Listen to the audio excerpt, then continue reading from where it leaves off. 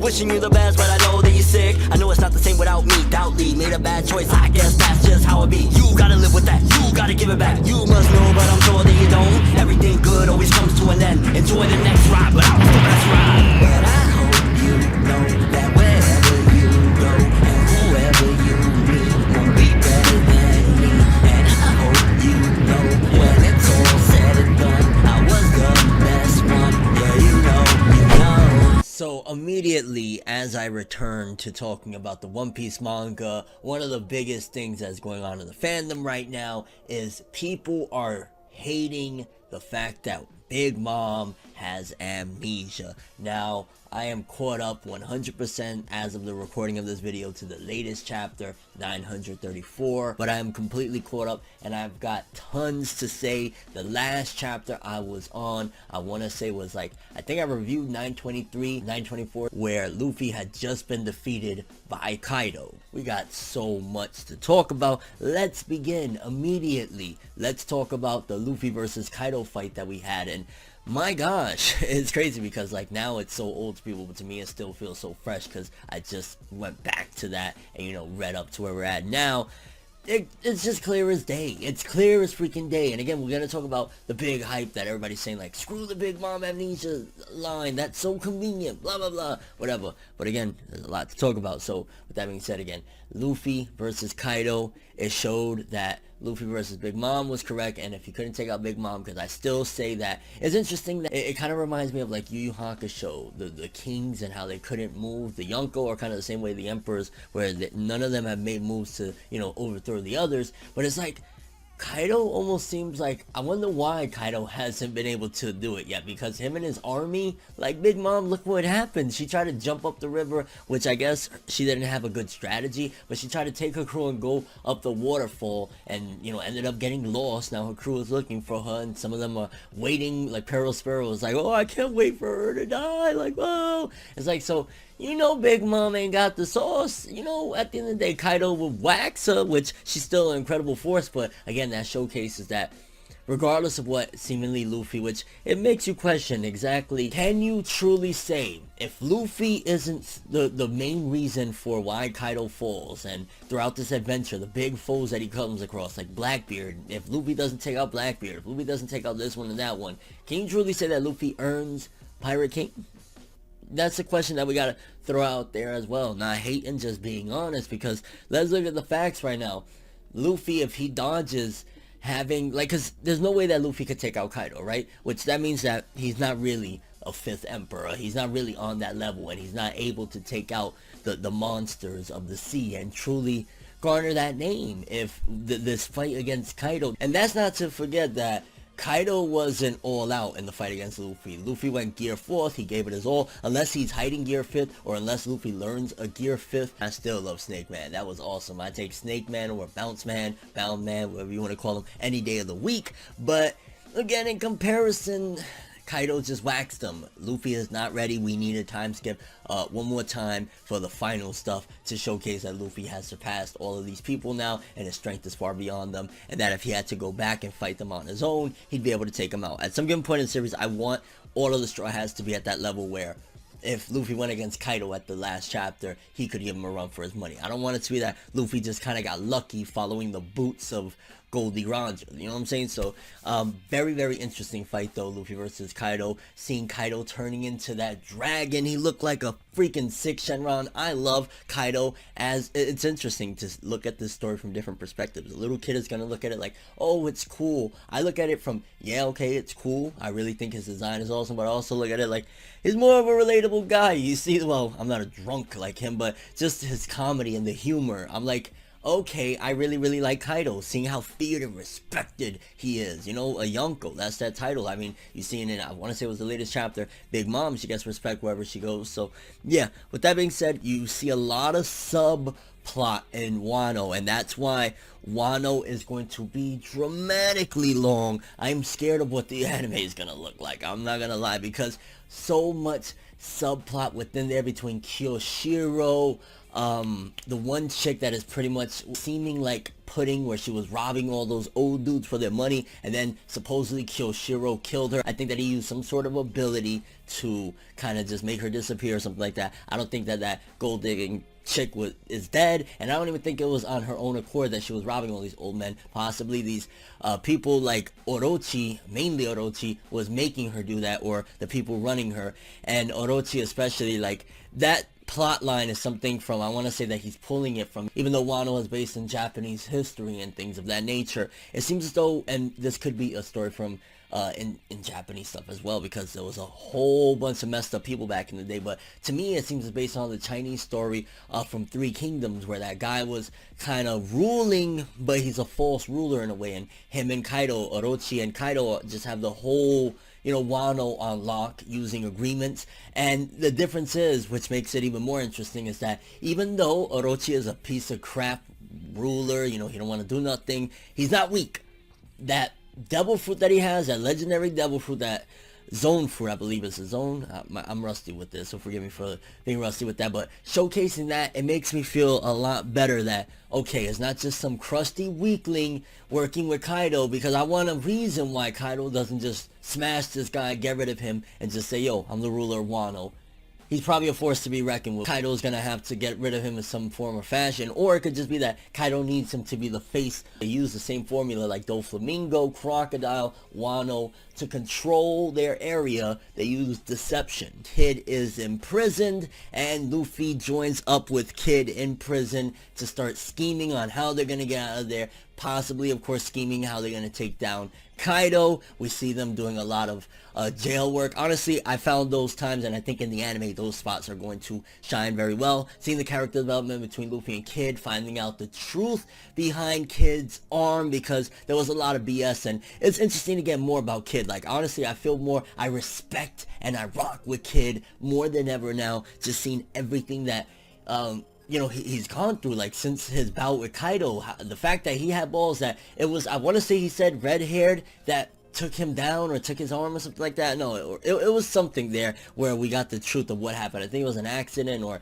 it was in the midst of something, but it wasn't Big Mom that took his arm, and I think it was Red Hair that did something to him as well. Either way, you gotta give Kid credit, and one major aspect is that he had heart. He had heart to just jump at any Yonko, and a lot of the other people, assuming that Hawkins isn't in on some big scheme with Kid, and then, you know, Scratchman and Pooh, they're traitors, they're garbage, they folded it, you know, don't bend, don't fold, don't break. If somebody gets shoddy up in here, because, and total rap, hip-hop, 6ix9ine references. I know the One Piece audience does not know any of that stuff, so I won't be throwing them in there, but yeah, it was for my own amusement, I guess. I honestly feel as though the world building for Wano has been incredible. It really has embodied an atmosphere of the danger. Like, I love where we're New World, right? Oda promised us New World was going to be this dangerous place where, you know, islands of just destruction and chaos, and while there's, you see as though the pride of the people in Wano is that they'll starve, they'll be happy losing their teeth from famine and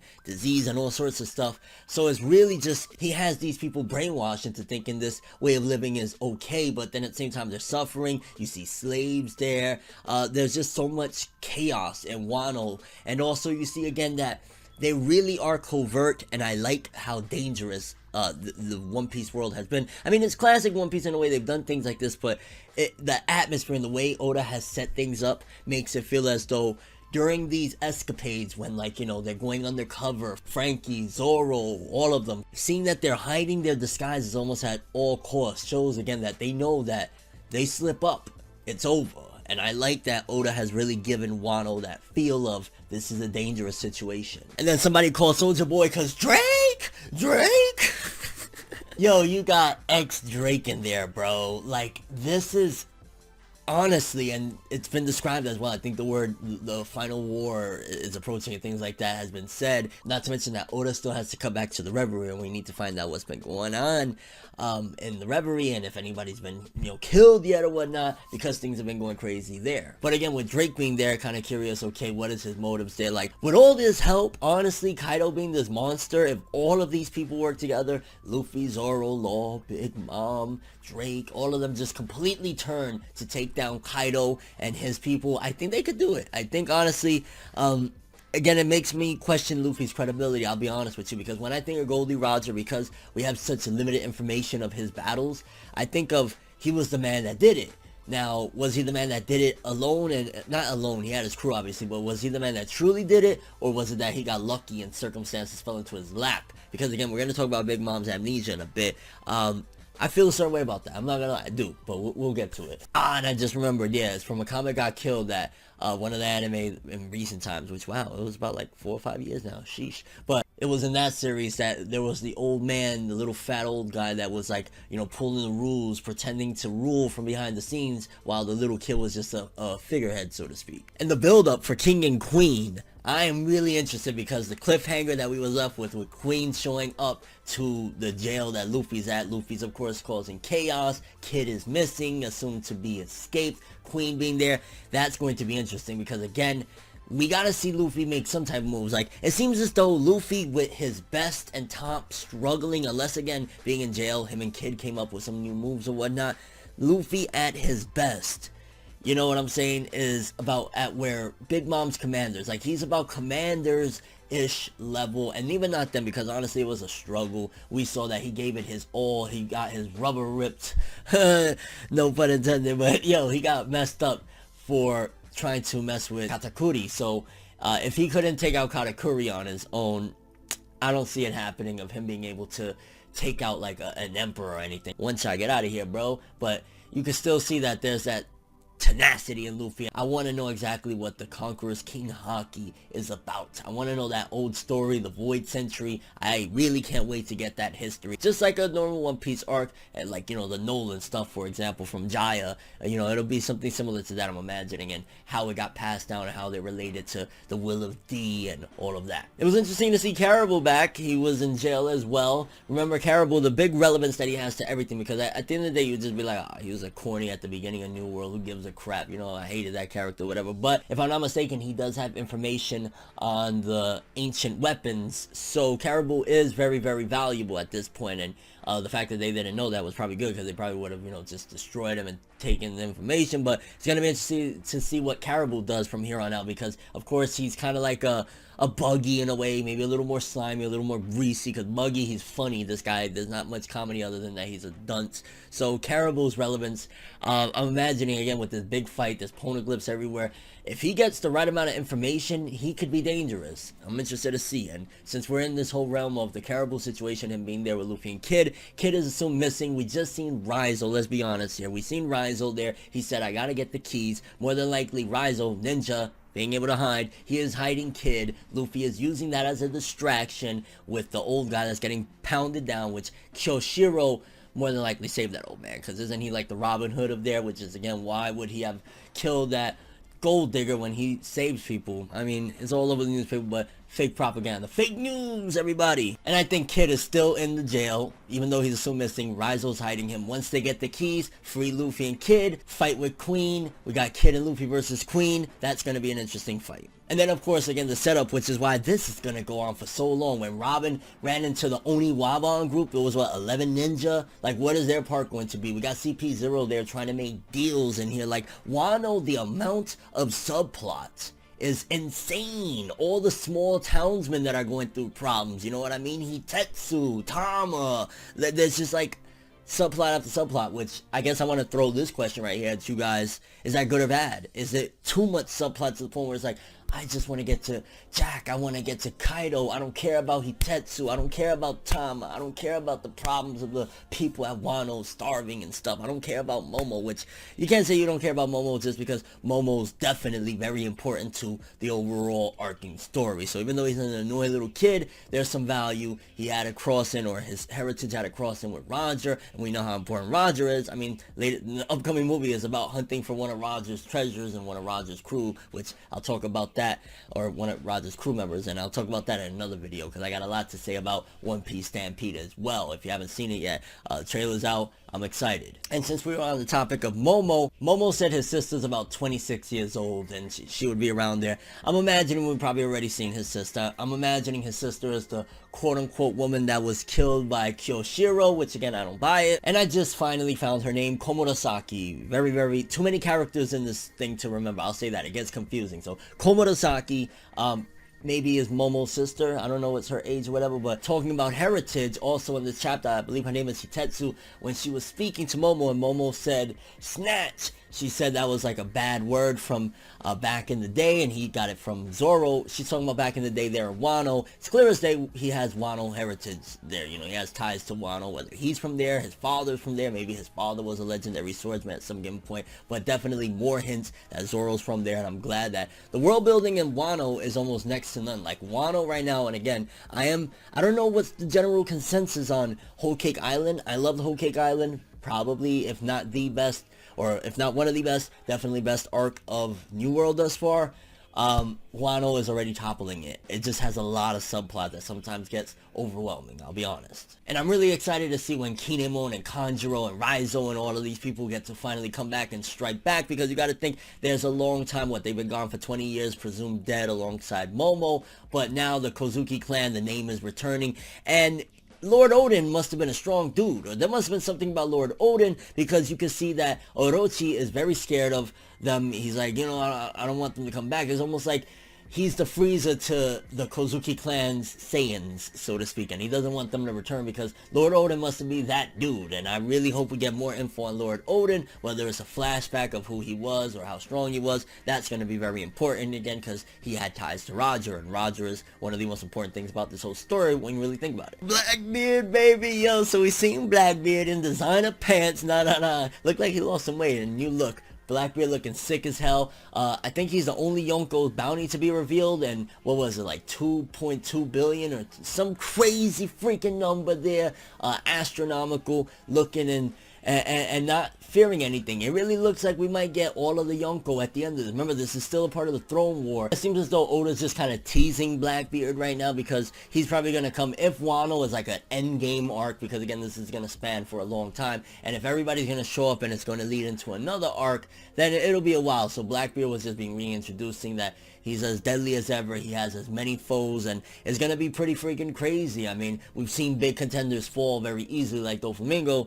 I'm a little scared of what's going to happen when Blackbeard shows up. Boy, it's going to be insane. And I guess quickly to talk about Sanji's little bout where he used that soba mask thing. I thought it was going to be in a bigger setting. Like, it seems as though, and again, I want to see the main Straw Hats throw down. I'm getting a little bit tired, I'm not going to lie, and this is my critique of them running and running away from fights and shit, even if they're strong fights, just because I feel as though the big three at the very least of Luffy, Zoro, and Sanji are about strong enough to take on damn near anybody in this place right now, minus, of course, the Yonko. The Yonko are exceptions, and their biggest people like Smoothie and stuff are deadly, but I think Zoro could take out Smoothie. I think Zoro is probably right under Luffy, and I hope that while he's been in prison with Kid, Luffy trained and learned new abilities. I'm really excited to see Kid get his revenge against Kaido and everything. It's gonna be freaking insane. And yeah, baby, One Piece chapters 924 through 934, this was my thoughts. Insane. One last thing let's touch upon, the Big Mom Amnesia thing, because that's one of the biggest things that everybody's been talking about. I cannot forget to talk about that. I'll be honest with you, it's been set up. It is. It's cheap. It feels very cheap, but it's been set up. Oda set it up with the fact that this woman has mental issues, okay? She's freaking crazy. Let's just analyze it for a bit. You know, when she bugs out, when the picture of Mother Caramel cracks, she would lose her mind, start crying uncontrollably. So she's been mentally unstable. Her mind finally cracked. She had no idea who she is. She's in search for Udon, but she does appreciate the respect that she's getting. And when she heard Mama, she said, it sounds familiar. So somebody tells her who she is, and it really clicks. She's gonna come back to reality or whatever. So how she plays a foe, I'm sure Oda will set it up nicely. Like, every time the internet complains, usually Oda proves them wrong for the most part. I mean, yeah, okay, the Luffy versus Katakuri fight, but regardless of what, I don't think it's going to be as simple as, oh, hey, Big Mom lost her memory, she's our friend now, she's gonna help us beat Kaido. It'll be a little bit more difficult, and shout out to Chopper for having to sit there and have her all up in his face like that. I'd be scared to death with Big Mom. Either that, or I'll just be like, you know what, let me just be a nasty motherfucker and start pulling out, yo, give me a kiss, girl. Kinda curious what you guys think about all of the insanity of Wano so far, Act 1, all of Act 2 that we've gotten thus far. A lot of subplot, and I will say that that's probably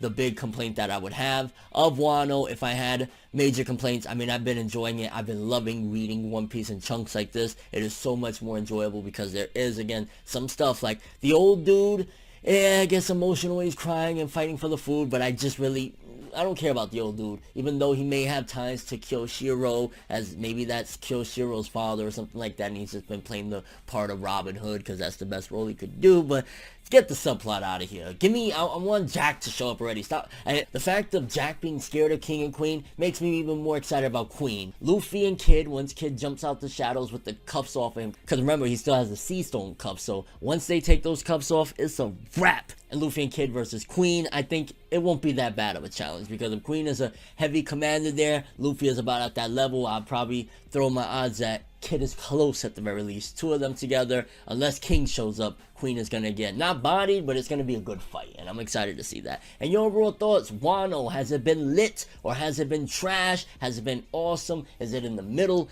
Best theories that you got thus far? Do you think that was big hints again that Zoro, I mean, it's clear as day, Zoro has ties to Wano. He's a samurai, the samurai country, or he has that samurai feel anyway. But that's all I have for this big One Piece video. Thanks for watching. Hope you enjoyed. If you liked anything I had to say or enjoyed the video, drop me a like. I'd greatly appreciate it. And if you want more from me, make sure to subscribe. Follow me on Twitter, Instagram. Hit the bell to get all notifications of my videos. And if you want to support my musical ventures, My Beautiful Hell out now on all streaming platforms, iTunes, Apple Music, Spotify, Amazon, SoundCloud, you name it, it's there. I appreciate all support. I'm ForneverWorld, and as always, people, have an awesome day, and remember the golden rule: anime, manga, and music for life, boy.